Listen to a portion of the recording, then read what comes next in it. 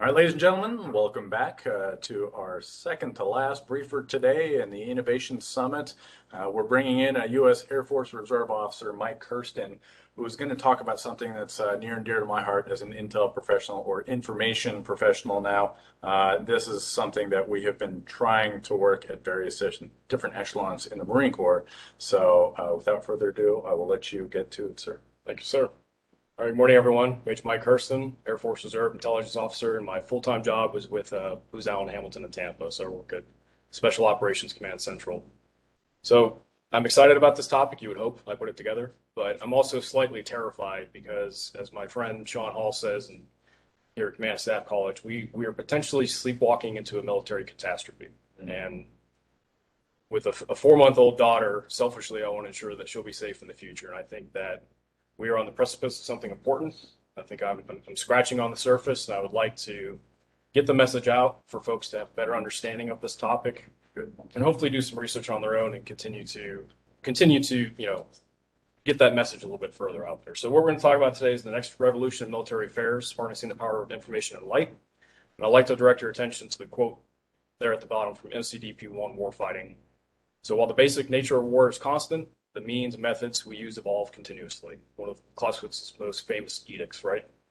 What we're discussing here today is the significant change that we're quickly approaching, and we need to ensure that we're ready for it. Quick disclaimer: I'll say that I'm not speaking in any official capacity, right? Academic environment. These views are my own, don't necessarily represent those of the Air Force or Booz Allen. So please do not let me get in trouble.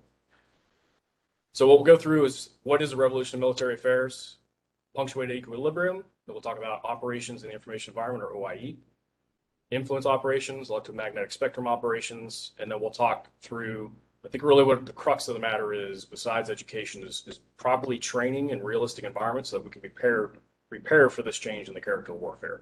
And then we'll part with some closing thoughts. So a lot of content, looking to get through in about 20 minutes, and then have plenty of room for discussion and robust Q&A. So as we approach this topic, it's important to take a look at history. The power of civilization throughout most of human history was derived from the strength of its metals, whether it be bronze, iron, or steel. And you had very disruptive periods in history. For example, the Bronze Age collapse in 1200 BC that created a lot of chaos in the Eastern Mediterranean in particular. You had the Greek Dark Ages, you had the pharaonic state of Egypt, very weakened, but it also provided an opportunity for some other power players to rise. And that's what we're really talking about when it comes to revolution in military affairs is what is civilization going to derive its strength from in the future? Because that's going to have a bearing on how we as military professionals interact. And my assertion is that the dominant civilization tomorrow is going to be that which can harness the power of ethereal as opposed to metallurgy. It's information and light. And we're talking about light. I'm not necessarily speaking about just the visible spectrum. I'm talking about much more than that, the electromagnetic spectrum. We'll get to that in a little bit. But when it comes to the change we're discussing as well, it's a period of violent change. We're talking significant change that compels either organisms or, in our case, organizations to adapt to their environment. Otherwise, they're going to be obsolete. So if you look at the bottom of the slide there, on the bottom right, it's a punctuated equilibrium that we're trying to establish, trying to get back to a state of normalcy so that we can continue to operate within our environment. If we don't, we might be one of those dead ends on the tree of evolution. But an RMA is more than just the application of technology. It's about adapting your organization, developing innovative operational concepts, and then fundamentally you're trying to alter the character of war. And that's really what we're discussing here today. So achieving the next punctuated equilibrium, it's incumbent upon us as military professionals to understand what the character of the future fight is going to be, and I think we're very ill prepared to do so. A lot of us can't even speak in this terminology, and that's part of the reason I'm focusing on education and training and not high-end operational concepts, as fun as that would be. I don't think we're prepared to do it. We have some different services that are trying, and some are doing a little bit better than others. But at the end of the day, we need to ensure that we're ready for this next fight, and arguably, I think China's closer than we are.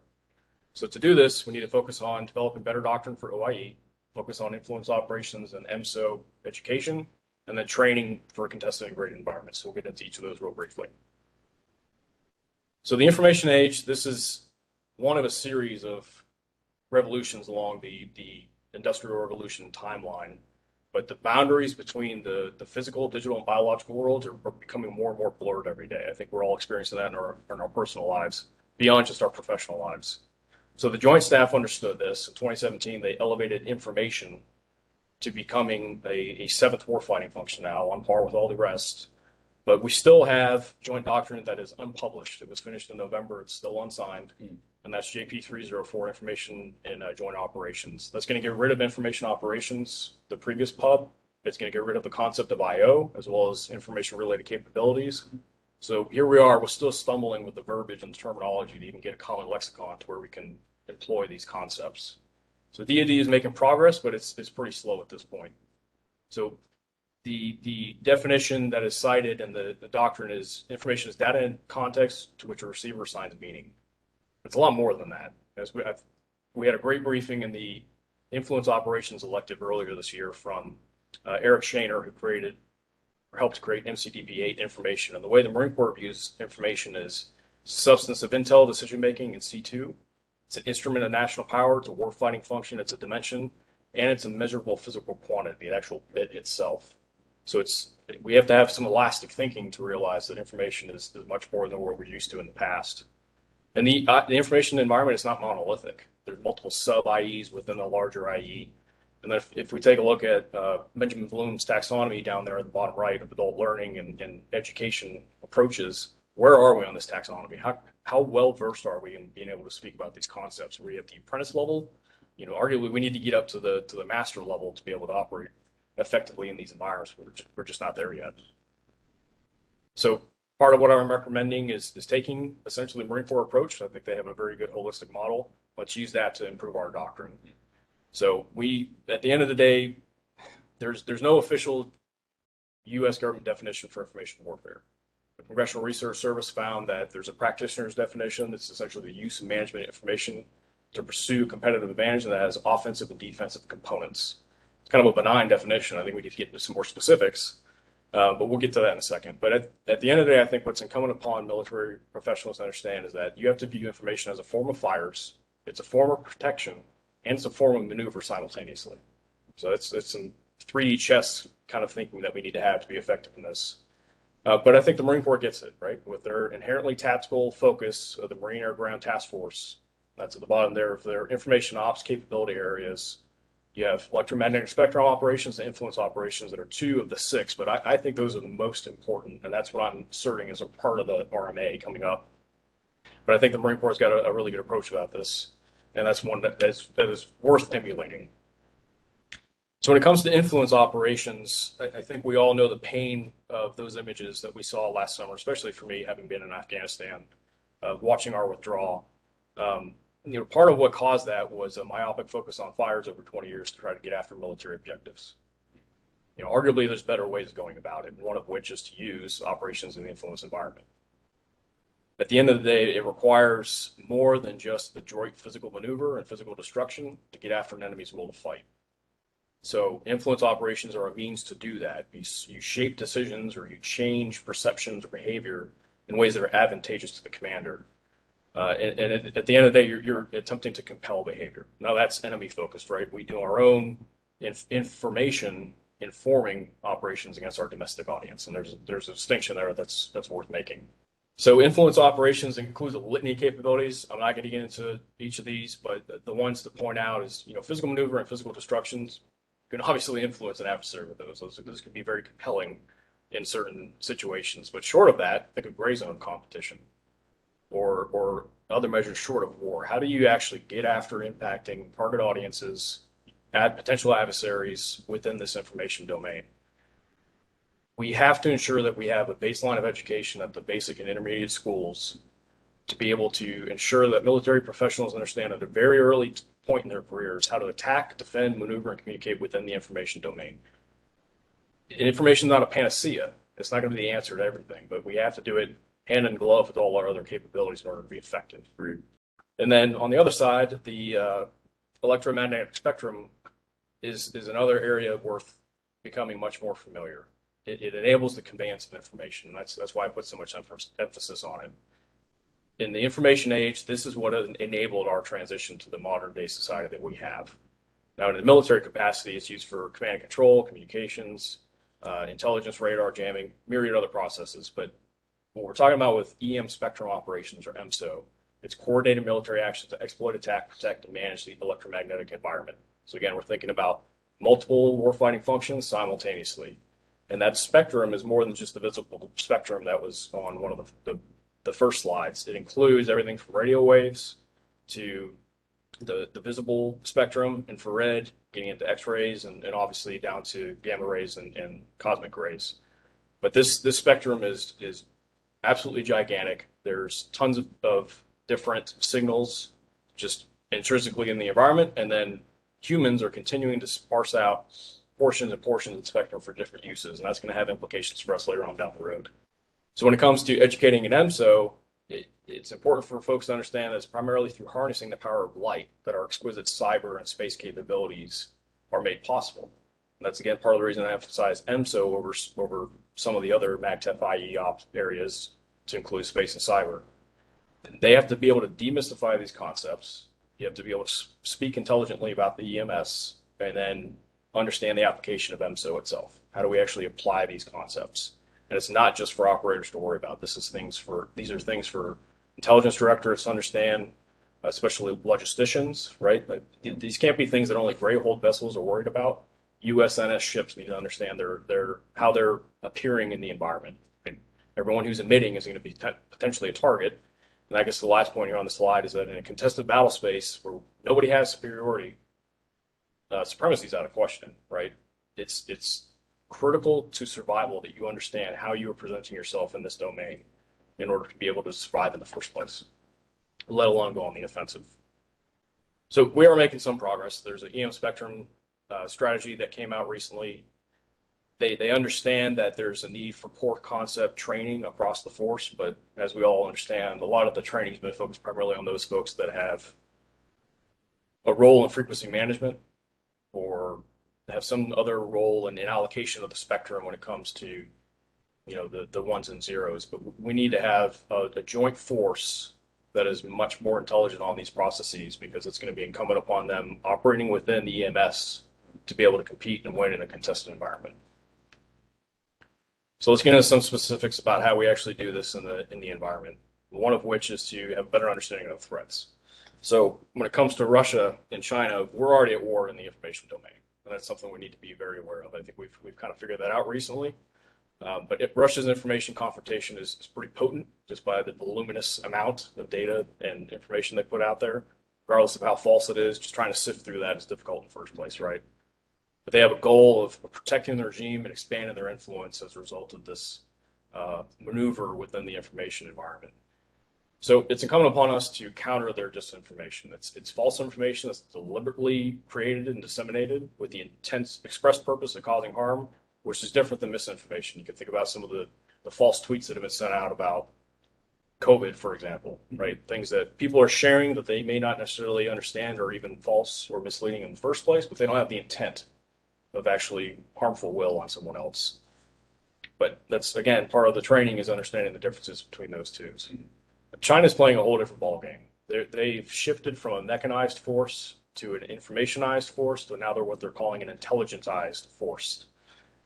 It's in line with their three warfares concept that came out, I think, around 2009, public opinion, psychological, and legal warfares. But really for them, information warfare constitutes a whole of government effort that includes illicit funding, bribery, influencing electives. And then that's one thing to point out is when it comes to the Belt and Road Initiative, that's actually a mistake I just made on my slide. Rather than using Belt and Road Initiative, let's go back to using the terminology they used to use, which was One Belt, One Road. They changed it to BRI to be more inclusive and to not appear so unilateral in trying to push their agenda. Right. So that's part of the way we can push back on this, is say, no, that's still what you're trying to do, is debt trap diplomacy, saddle these nations with debt, and then that leaves them vulnerable to coercion. Let's call it what it is. But again, we have to be able to speak properly in those terms. And then how do we apply this to deterring China in the gray zone? Their salami slicing approach of eroding that U.S.-led world order. How can we use information to our advantage and be able to counter some of these threats? And it's going to require us being able to not only do this within the military, but teach our family members, teach our fellow citizens, It's really a whole society effort. We need to recognize that we're already at warfare in this domain. Now, when it comes to more of the MSO training, we understand pretty well, especially us on the intel side of the house, what China and Russia are trying to do. They saw how successful we were in the Gulf War, and they've spent the better part of 30 years trying to exploit our dependency on the EMS. Some of our weapon systems require full-time access to the spectrum. This is not feasible going forward. They're fielding increasingly advanced jammers and passive sensors that are going to take full advantage of that. So part of surviving in this domain is going to heavily rely on deception on our end. And again, I think those operational capabilities are just not there because we don't have enough folks that can speak this language yet. And the Chinese in particular, they're focused on imposing cross-domain effects that will have implications for a lot of our different weapon systems when it comes to things like the Joint Domain Task Force and some of those other concepts that we're trying to employ. And then another facet of the contested environment, we have to ensure that we are accounting for the actions of third party. So when it comes to the cyber domain in particular, the actions of activists such as Anonymous and other hacktivists, right? They're going to contribute to the contestation of that domain. And then we also have to think about the private sector. We could take the example of Starlink in Ukraine. Look how much of a beneficial force multiplier that has been for the Ukrainians in Starlink providing them access to counter the Russians. I think those are things that we need to think about. Is Google and Facebook, are those companies going to be as amenable to us if we get into war with the PRC? Maybe not, but we need to be prepared to act accordingly. But at the end of the day, training is a perishable commodity, right? We have to ensure that we're devoting the right resources to this and carefully nurturing our folks to be able to operate in this environment. And then besides contested, you have degraded. So this is more along the lines of just a congested environment. Portions of the spectrum are being sold for 5G allocation. There's expanded Wi-Fi. There's ubiquitous sensing technology that's going to be included on all kinds of consumer products and vehicles. These are all sensors that can be potentially used against us, right? I think we've seen, especially coming from the special operations community, just how significant a wrapper on a beach can be, or some footprints, right? You extrapolate that out to these ubiquitous sensing capabilities, the element of surprise is going to be very, very difficult to maintain in a lot of domains. So if we can blend our signals, if we can have other means of deceiving, then that's going to be very critical. But we need to be able to fight with the tools we have. If we try to develop wholesale new tools to fight and win in this environment, they're going to be late to need by the time they're fielded. Technology is just changing that fast, right? Think of the asymptotic curve of Moore's law. We need to figure out how to do this in our current capacity, develop the ranges to do it, so EMS ranges, have the exercise control mechanisms, and then we need to ensure we're managing not only execution, but the assessment. What did we learn? How are we actually applying these lessons to become better operators in this environment? And that gets after having a little bit of risk tolerance to enable our folks to be able to operate in the environment using some of the latest tools that are not proven in a lot of cases, and they're going to continue to evolve faster than we can feel our system. So providing the space to not necessarily dabble, but we need to be testing in artificial intelligence, machine learning, quantum computing, testing a little bit, failing a little bit, learning a lot. So that's one of the things that a previous commander of SOCCENT said that was very helpful for us as we look to campaigning in CENTCOM. But we need to flip the paradigm. We need to train that way most of the time, not just for a portion of an exercise where we're just looking at a short window of degradation. We need to be training that way all the time. We've seen how debilitating it could be when nipper or sipper goes out in the office and that's it. Everything comes to a full stop. It should not be that way. So in closing, I think we can get ahead of this. We can best our adversaries and redefining the character of modern warfare. It's fully developing our OAE doctrine. We need better influence operations and MSO education along with those other IE capability areas and just more realistic training. Again, I don't think these are gigantic logical leaps that I'm making here. This is pretty common sense. But in order to get at the discussion I'd really like to have about high-end operational capabilities, which is beyond the realm of this forum anyway, I think we need to look at how we're approaching this problem set more holistically. And we got to reach that next punctuated equilibrium and become the pacing threat for our adversaries before they get there. That's really what this comes down to. But it's going to be hard, right? We're going to have to throw off the yoke of our old training model. We're going to have to properly bin our GWAT lessons learned of permissive environments and having free range and total superiority in domains. And it's going to require what's called headroom Highly recommend this book, Transforming Your Leadership Culture. It's creating that space and time to allow systemic development of leadership culture and affect change. We from a leadership standpoint, we need to be thinking in these terms and enabling our force to be able to arrive to these conclusions. So with that, I'll wrap it up here. There's a lot of references I used to put this together. Highly encourage folks to take a look. And then if you have any follow-on questions, or if you'd like to discuss this any further, please reach out. My email is there down at the bottom. But just in closing, I think through properly harnessing the power of the ethereal, DoD can ensure the U.S. remains at the helm to guide civilization, global civilization, through the information age and beyond. So let's get it done. Nice. No, that was excellent. And in our conversations, right, in my circles about trying to deal with that, I think we keep coming back, or at least I keep coming back to the conclusion that education at the basic level is how you get to that next level, right? Because with even an increase, lower baseline understanding of the terms, the concepts, then you can start to have more informed discussions and experimentation, which will yield to greater learning, and then just continue to build our capabilities. I absolutely agree. There's a lot of different threads to pull on your brief, so I will look to the audience before I ask any question, because I'm sure there are a lot of different directions that people may want to go. So I'll open it up to the virtual audience or the live audience that we have here. If you're in the live audience, I ask you just to speak up so the microphone can hear it. Just it's not a doom and gloom thing for work at the Deputy Commandant for Information's office. So pretty much all of this that was in here is something we're very concerned with, and so it's not completely like China's going to come burglar us all next week, like that. We are looking at a lot of this stuff, like pretty much verbatim. Sure. What I learned in the process of reading a lot of doctrine to put this together is that there's a service flavor to each approach that's being taken. So I think the Air Force is very offensive minded, not necessarily thinking about defense. The Navy seems to be very technologically focused. And again, an RMA is more than just the application of technology, and it's more than just the platform. You have to think about the operator as well. The Army's faced a little bit of criticism for not necessarily incorporating the use of allied capabilities in this effort for multi-domain task force. And again, I think the Marine Corps is coming at it from a good standpoint, just due to the inherently tactical nature of the MACTAF, right? I think you guys are thinking about, especially operating within the stand-in forces within an adversary weapons engagement zone, you're along those lines already. That's kind of what I'm asserting is, I think the other services would benefit from a more holistic approach like that. But everyone's coming at it from a slightly different angle, and we need a more holistic, coordinated effort.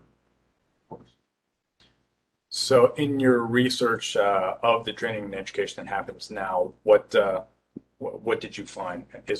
Is there any, or is it nominal? Is there some places where they're a little bit better at doing it that maybe we can look to try and emulate? So I think the one thing I would have liked to have been able to do for this briefing was get a look at the classified side and see what's really happening. I think there's definitely more behind the door, especially the green door, that I'm not necessarily tracking, and I will once I get plugged back in. But sure. What I understand from the research that I did is we are making an attempt. We've at least acknowledged that there is a problem. However, I think we're still framing that problem, and we haven't necessarily developed the right solutions, the right material solutions, training solutions to be able to get after it properly. And part of that has to do with you can view the global war on terror as either a gainful employment of our forces or a distraction for 20 years. I think in the terms of great power competition, our eye was off the ball, justifiably so. So there's a lot of progress that could have been made in the past that we are just now trying to get after, and that's where China is a bit further ahead of us. Yes, they're not going to come after us tomorrow with sharks with lasers on their heads, but they are further into this process than we are. We need to acknowledge that. And with that training and education, I think the U.S. can quickly, right? Because once we turn our attention and resource to something, we can catch up very quickly. Yes. And I think take the lead. I agree with you. Yes. So I wish I had a lot more time to discuss. I'll definitely hit you up after this, because we're in the Crew Life Center. We're trying to get after this, at least on the cognitive domain, and some of our different efforts, right, to reach out to different external subject matter experts that may have different ways that they can help us tackle some of these problems, but also one of the things in your slides that talked about was a key tenet of the information domain is that cognitive. So understanding, and in wargaming, right, you're around a table or on a computer fighting someone who's actually thinking against you. So at my previous location at Marine Corps Tactics and Operations Group, in support of the MACTF warfighting exercise, the lessons learned were very rich and very painful for the first couple iterations against having a thinking adversary go against you in a live training audience, and then also in the war gaming that we were doing inside of the courses that we ran at McTOG. So I appreciate this effort, and there is a lot of work being done to it, but to your point, there still needs to be more, and it needs to get down to the lower and lower echelons so that we can have more and more intelligent conversations as people progress. So all right, thank you very much. I appreciate the opportunity. Good. Thank you. Education is what's important. Training, preparation for the expected. Education, preparation for the unexpected.